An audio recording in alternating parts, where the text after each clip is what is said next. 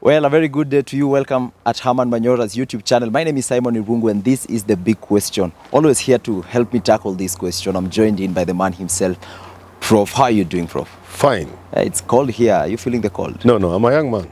You're a young man, yeah? Maybe old people like you. Young people like us, you don't feel cold. Last week you had the heater with you and you're saying... Where was the heater? Well, let's go to today's question, yes. Prof. The question for today is on the IEBC, Prof. And the question is the IEBC credible to carry out the August 9th general election? Are they really prepared, Prof? So many petitions coming their way currently, just a few days to the general election. Are they really prepared? IEBC, as currently constituted, has held and has run an election. Okay. The idea of an electoral body has been with us for many years. From the time we moved it from an office within the office of the president and constituted a commission almost 30 years ago. We've done a lot, we've achieved a lot, and they have been able to run elections. So as currently constituted, at its current state, it can run the election. It could be better. People like me, my bar is always very high. But where they are, they'll run the election. There should be no cause for alarm. You're saying it could be better. Yes. Is it going to be better? It doesn't need to be better. Where it is good enough. We had questions. Because I, Manyora, talked to my fellow countrymen and posed the question, are we prepared for this election that is coming in 2022? That was about a year or so ago, about 2 years ago. To make it even more juicy and challenging, I said, let's postpone the election. I didn't mean we postponed the election. It was a dramatic way of posing the question, how prepared are we? Everybody bashed me. And the reason is, people were in a hurry to go to State House. They thought they had already won this election. And I was just delaying their going to State House. Now they are seeing the things I was raising. Some of the issues we could have dealt with earlier if people had listened to me. If the country had listened to me instead of bashing me. Okay. You're saying you asked the question, are we prepared for this election? Who are you addressing? Are you addressing the IEBC, country? Or are you addressing the people? My conversations are for the entire country. Okay. Yes. Now, how does the IEBC ensure healthy competition amongst the competitors, Prof? We see posters being removed. We saw the occasional, the ugly scenario in Jacaranda, Prof. It's something that has been repeated. It's a reflection of what happened in Kondele, Prof. Those are regrettable, but they are minor instances. Okay. That in an election, those are small matters. Is there a dispute? Very small, inconsequential, regrettable, but they can't affect an election. What I thought you were asking me is, what can IEBC do within the current political climate to introduce measures of confidence and fairness? I would urge IEBC, moving forward, to do everything in step and together with the participants. Okay. First of all, IEBC should have a weekly media briefing to share with the public the things they are doing to enhance transparency as a way of getting confidence. Secondly, I would expect IEBC to ask political parties, the 4 participating political parties that have produced presidential candidates, to come up with teams. I saw Raila and Ruto talking about their campaign teams, their liaison teams with the IEBC chief agent. They should constitute teams of about 3-4 from each group. There are 4. So you have about 12 people. IEBC should be working with these people on all the major things they are doing. They should be meeting even twice per week to build confidence. Okay.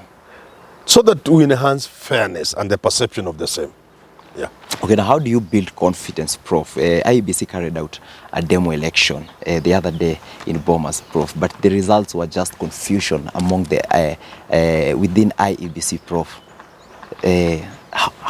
That's what I'm saying. If you had been working with Raila, Ruto, and these other 2 fellows, they would understand where the problem is. They won't see anything fishy. If it is technical, they will know it was a technical problem. Both parties were involved. No, I don't think they were involved in the actual process. the build-up. They were there when these things were being done during the demo. But I'm not saying they are there. They are there as passive. I want them to have been part of the arrangements, part of the deal.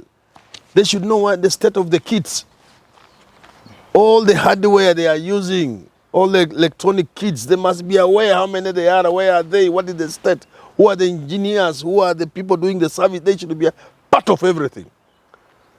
The law doesn't require IEBC to do that, but they can do that to enhance transparency as a measure of fairness. Okay. Now let's go back, way back to 2017, Prof. There was a Supreme Court ruling from 2017 on petition number 1 of 2017. The petition was that the IEBC needed to fix certain things about the register and about connectivity, and they have not done anything, Prof. I don't want to say they have done nothing. It's unlikely that they have done nothing. I don't have the details. But where they have not been able to do something that was required of them, I think they should have an explanation. Yeah. Raila wrote a 10-point thing that was going back to 2017. Part of the conditions they were giving for them to participate in the repeat election. I could see Raila reading those things at Bomas of Kenya. Chebukati said they were going to respond, and they will even invite them in the future. Later on, I heard they had responded. I don't have the facts. But I should imagine they must have dealt with most of those things. Okay, now my question is, why does the IEBC wait for the last minute? They've had 5 years to solve these issues. Why are they waiting for the last minute? Just a few days, just a few months to That's what I kept saying. That was where my question was. How prepared were we for the election?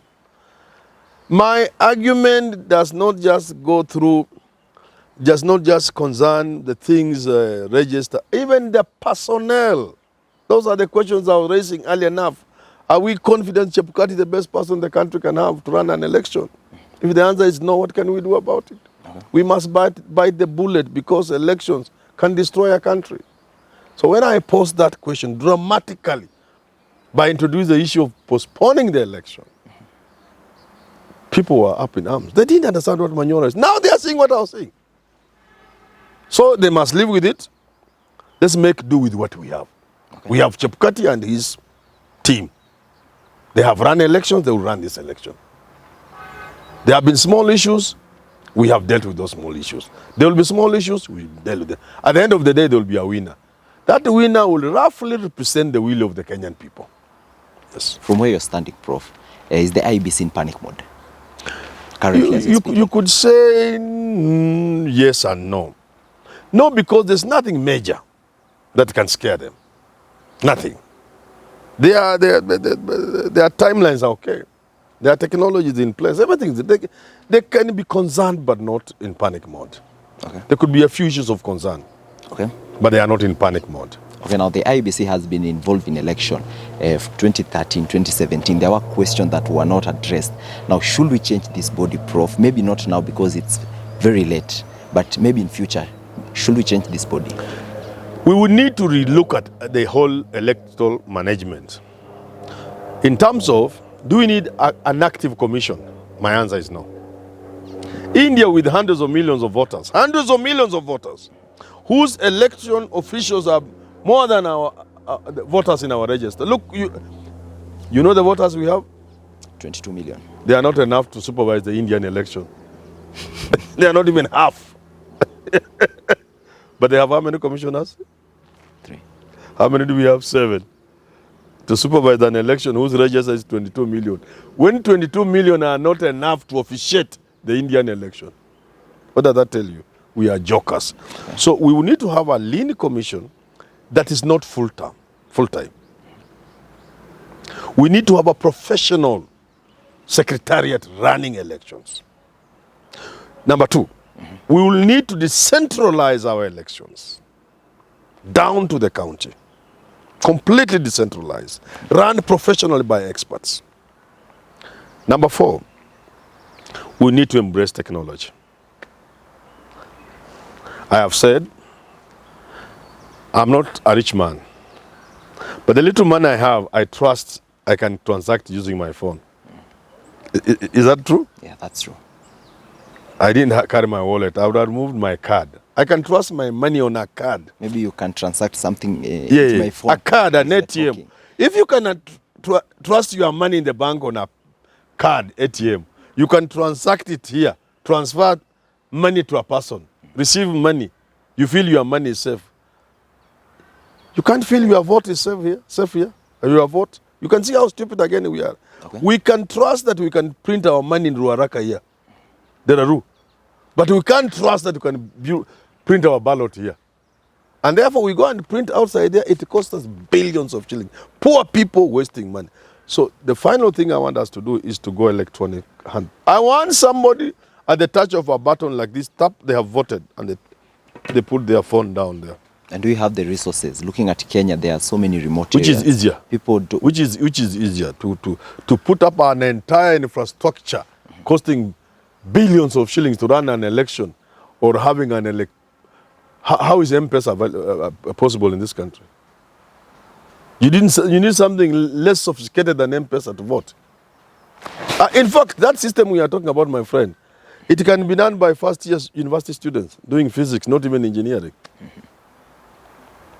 Kenya Polytechnic students, diploma students, they can do a system for you. They build it for you. Foolproof. You can't even penetrate. Boys are doing things for SACCOs, for translating SACCO money. You don't need to go to your SACCO now to get your money. You get your loan, it's all on your phone. And these things are done by small boys on River Road. You think that this country cannot build a system, an electronic system for voting and counting and tallying and everything on your phone. We should do that. But a research by KPMG, Prof, on electronic transfer of data, currently 11, I think around 11,100. No, it's 1,000. 1,000. 1,000 pollings. That is a small number. But it's still a huge number. Well, how is it huge? You could do satellite. Where 4G and 3G are not there, you use satellite. It's a simple matter. My friend, we are living in the 21st century. And let's live like we are in the 21st century. The money we waste on elections, that money can do other things. Phone, hapa. And there's no point of even registering to vote. Why would you register to vote? The moment you turn 18, you get your ID and you automatically become a voter. If we are not getting IDs, we have this thing, we were told what? Some number we were being told. What was it called? Huduma number. Yeah.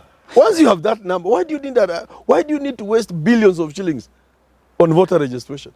If people have IDs and in the same system, why do you need another voter ID, voter registration? You turn 18, automatically you are in the voting system. You go to your phone, you vote. That's what Kenya needs to do. Okay. Now as we come towards the end, Prof, yes. The remaining time that we have to the general election, maybe I think 40 days to the election, Prof. About 48, yeah. 47 there, yeah. Now how does the IEBC build confidence in the voters that yes, we are credible to carry out this election? Communication. Communication number 1, communication number 2, communication number 3. Voter education is part of that communication. Not the kind of stupid thing I'm seeing they are calling voter education. I've seen people telling me they have been given to be voter educated. Who are these people? It's a question of money. Have you received this education? No, people to make money. If they were serious about voter education, they would know some of us are people in this game. How many people do we reach on this channel? I am a communication expert. Have they reached me? I don't need to go and look for them. That's games for small boys going and experts and crooks, people who know how to make and tendering and what. They should just deal with the major TV stations. Say, we want to use Citizen TV, NTV, and so on and so forth. We want to use social media platforms, Haman Manyona YouTube channel, this one, websites, this website. Then we sit down, we go to Naivasha or somewhere, we design a curriculum or a messaging. Because this is our country, we don't even need to charge them. You see? So how do they build confidence among the voters? Communication. Talk with the voters. Talk with the voters. Talk with the voters. Engage the voters. And the misgivings will all disappear. People have misgivings because they are in the dark. Some of the things that look fishy is because people don't know. Recently, Ruto said there was 1 million voters deleted from the register, who happened to be his. When the IEBC came up with KPMG report, said, these are the people affected in the voter register. 226 have died, surely. This register has been there for more than 10 years. You don't expect people to have died? Yes, they have died. There were transfers. Out of these transfers, a few fishy ones. Why do you have fishy transfers? Politicians want to get voters from one polling station to another, or from location, one ward to another, or from one constituency to another. They compromised IEBC officials. 3 of them are going to court. You see what transparency does? People get to understand what looked like a big problem actually is something that somebody can understand, it can be explained. So, to answer your question, IEBC must get talking with the people of this country. IEBC must have a weekly briefing, a weekly interaction with the citizens of this country. And IEBC must have sessions, engagements with the political parties on a weekly basis. Okay. Yeah. Well, that's we call it a wrap at that, Prof. Prof's advice to the IEBC: number 1, talk to the people. Number 2, talk to the people. And number 3, talk to the people. Now keep the conversation going. Share with us through the comment section. Well, till we'll do have this conversation again. Enjoy the rest of your day.